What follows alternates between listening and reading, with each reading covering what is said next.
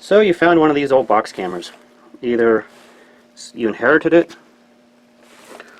or you found it at a yard sale, garage sale, estate sale, eBay maybe. You're like, what are these all about? And obviously you could look on eBay and figure out what you got. And obviously I have two types here. So there's one, obviously this is the smaller unit. And this particular one here was my dad's. I think his aunt or someone gave it to him. This is actually uses 120 film. And it's a Agatha, forget what model, but it's about a 1937 to 1939. And you can either do landscape mode or you can do portrait mode. And you look through the little viewfinder right here, and then that's how you compose and frame your shot. And it used to have a little right here for a little carry-in strap, and then here's to the shutter mechanism. Don't know if you can hear that. And then this is, you pull this up for bulb, and then here's to advance the film one frame. And they're pretty simple units. This is an Agatha. I don't know if you can see the brand. And when I first got this, I didn't know anything about it, and so I ended up taking it apart and quote cleaning it. And these, it comes apart here. You can just use a little gentle screwdriver or your fingernail. And I proceeded to quote clean it. Well, unfortunately, I sort of ruined it.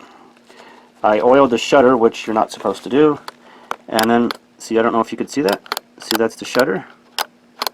I believe this is 1/15 of a second. So I proceeded to clean this physically, cosmetically, and I used alcohol, 99% proof alcohol, and do not do that. Do not use that, because this stuff, do not use, because this is paper and plastic and it will eat it up. So do not use this. So I was a little bummed that I kind of ruined it. Then I found this one in my dad's collection. My dad has since passed away, and I don't know any history on this. After some research, this is a Sure Shot D-6. You probably can't see it in the resolution there. This actually uses film 1/16, and this is uses 120. 120 obviously you can still get. You can still get 120. 1/16 you cannot get, so they have some adapters to adapt it to 120. So this I did not. I gently cleaned with some gentle lens cleaner, but so this is a little more fancier model. You can move the shutter either which way.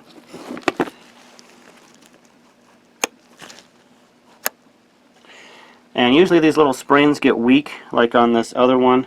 And I thought to oil it, but that's bad because oil and dirt and stuff can get in there. So you want that little spring to be dry. So anyways, what do we have here? So I just, so basically what you do is you pull up on this, and then you release this little latch on the side. And then you gently pull this out. I'm wearing gloves, but you just have to have clean hands and pull this out. Sometimes it'll get caught on the pin, but you just pull that out. And then this is your carrier for the film.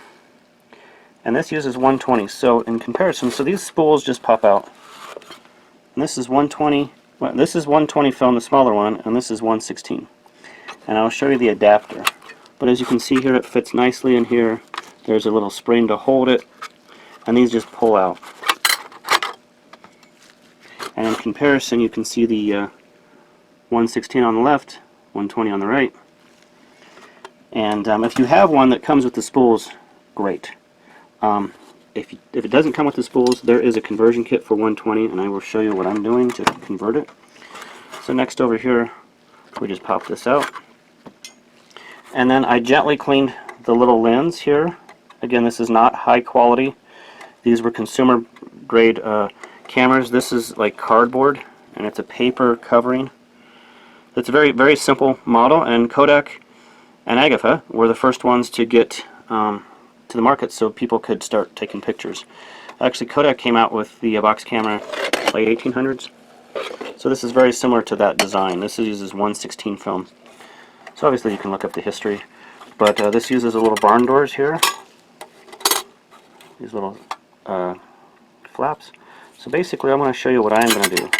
And make sure my little lens is clean here. And I used, go ahead and use your favorite lens cleaner and a lint-free cloth to clean that. And as you can see here, it says use D6, and then note the key side. Key side is right here. And then that, I don't know if you see that, that will engage and that will manually advance your film. Okay, make a note on the blade width there. I'd say possibly 3/16. I'm just guessing. So it fits keyed in either one of these, but only one side. So as you can see here, the keyed fit here, and likewise. So they're both identical. So back in the day, you could get 1/16 film, but they no longer make 1/16 film. So there is a conversion. So I would.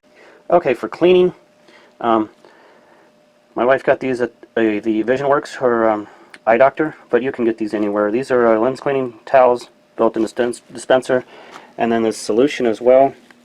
I use this, and I also have a camera lens cleaner as well. I just use this for a rough cleaning. And so here's one of the towels, and obviously I wetted the cloth first, and then proceeded to wipe down the little lens here. And then I also use, because my eyesight isn't all that great, I use a little headset magnifier here, so I can see every single scratch and dirt. So basically I took a lens cleaner and cleaned that, and then I sprayed some compressed air. Didn't seem to hurt it, so I'm going to go with that. And then I just gently wipe down the outside with this lens cleaner and then the lens cleaner tissue. Gently clean the outside. I was gentle because I did not want to make the same mistake as I did on this other one. This other one unfortunately kind of ate up, as you can see it's kind of dingy, the finish, and then it ate up that as well. So I was a little more careful. So this little keyed thing, we're going to pop that out, and then now we're going to show you the adapter kit. Okay, the adapter kit. So I got this on Amazon. So it's 120 to 116 spool adapter 2 set, and you can get these anywhere.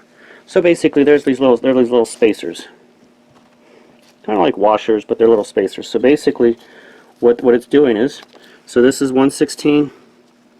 And this is 120. So basically the spacers will go on top of your 120, and then that will be the same length as the 116 reel. I only wish that it was the same diameter as well, but it is not, obviously. So hold on to these and keep these. Sadly we can't use them, but maybe you could do a 3D printer and adapt it for 120 film.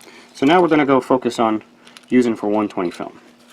So I went ahead, and this is a used roll of 120 because I'm practicing, and I don't know about you guys, but I ended up having to waste a couple rolls to get this sequence down.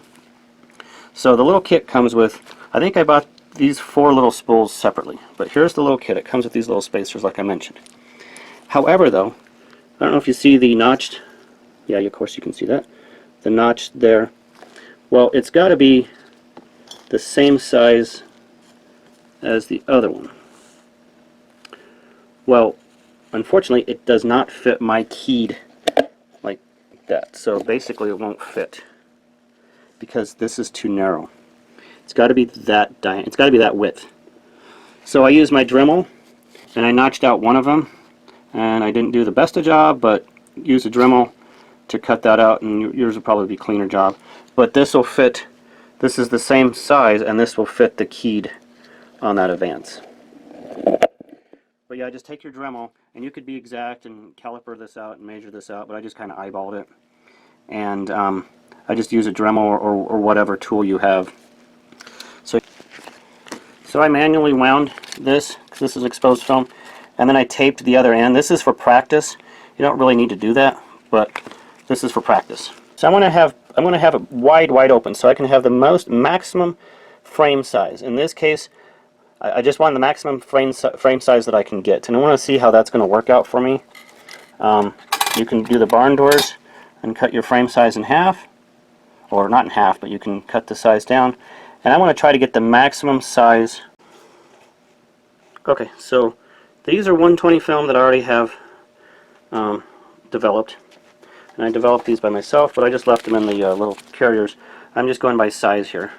So this is 120 film using the other box camera. So as you can see here, if I do the barn doors,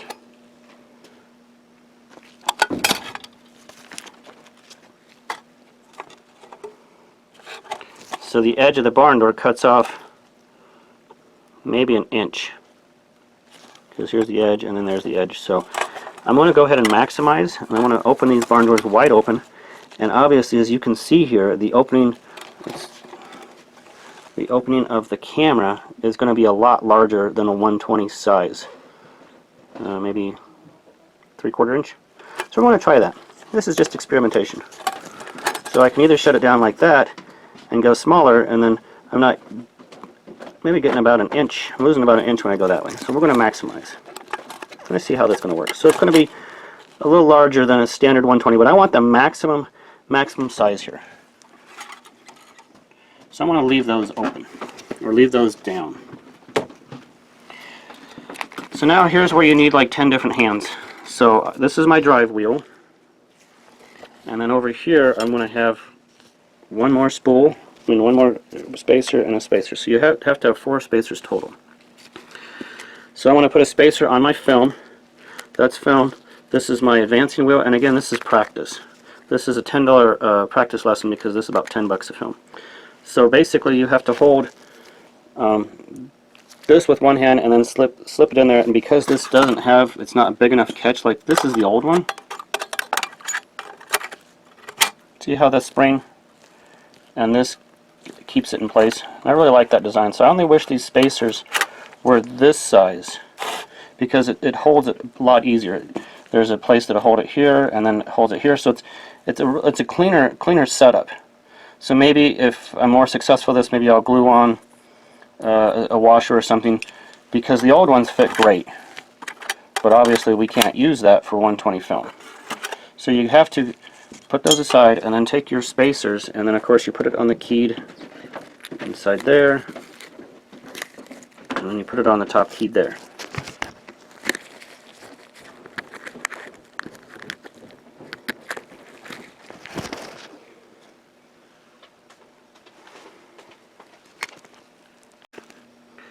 So basically, this is one of the spools that the kit comes with. So you can send this with your when you get this developed. You can either send this out to get it developed. I use San Francisco Photo Works. I think pretty pleased with their work. I haven't tried 120, but you can send this just like that. But don't send your spacers, because you'll get a new reel. So this was the old film reel. So you always will have your spools. But don't send your spacers. So that's it. Now I want to try this one more time. So we got our film loaded on this side. I'm holding it with my hand. I got my spacers in there. And then I cut out for the key so it fits. And you may have to kind of move that around so that so this locks into place. I moved it and adjusted it, and we're going to see how that key fits. Both hands should hold that in place. And then the keyed spot, we're just going to drop it in there, plop. And then this, we're going to have to crank on it a little bit. It should drop down. Not drop down yet. See, it's not quite set. So, okay, now it's set because I gently pushed down and then spinned it. So now it's engaged. It's engaged with the cutout. When we cut that out, we put our spacer that we cut out. So now we are loaded. The film is loaded. Again, this is a test reel. So I'm going to spin this here until I see that main, and as you can see, the film is advancing. So right there, this main arrow, I have in my cool notes here 6 turns to get to number 1, and then I have about 2 turns to advance each frame. So we're in the window here. Barely see that. And what I also did is I used some blue tape so it wouldn't mess up the finish. And then you could be real exact and make a little clock, but obviously this is just to help me. where I'm advancing my film. It's not an exact science because there is a little bit of play in this. You can't go back.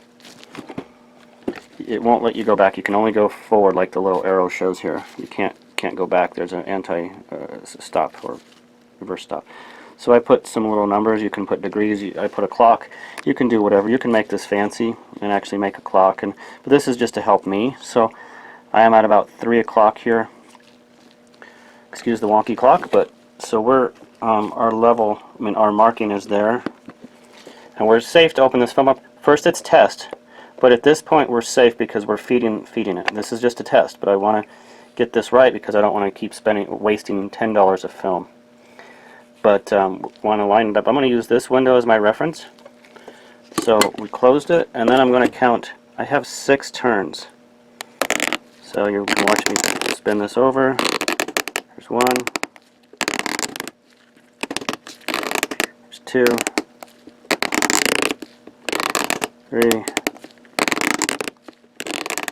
4. 5. 6. And that should line us up with number 1. Good deal. So from this point on, because I can't see this because my old eyes, this is my method. If you can see that, I have to use a magnifying glass, and I can. There's the number 1 spot. And then now for me to get to this full frame, I want to do 2 turns for each frame. So hopefully that helps you. It's going to help me, so this is my benefit, but if you guys find it interesting and helpful, awesome. If not, sorry. But looks like 6 turns, and we're going to try this camera out. So good luck, next watch.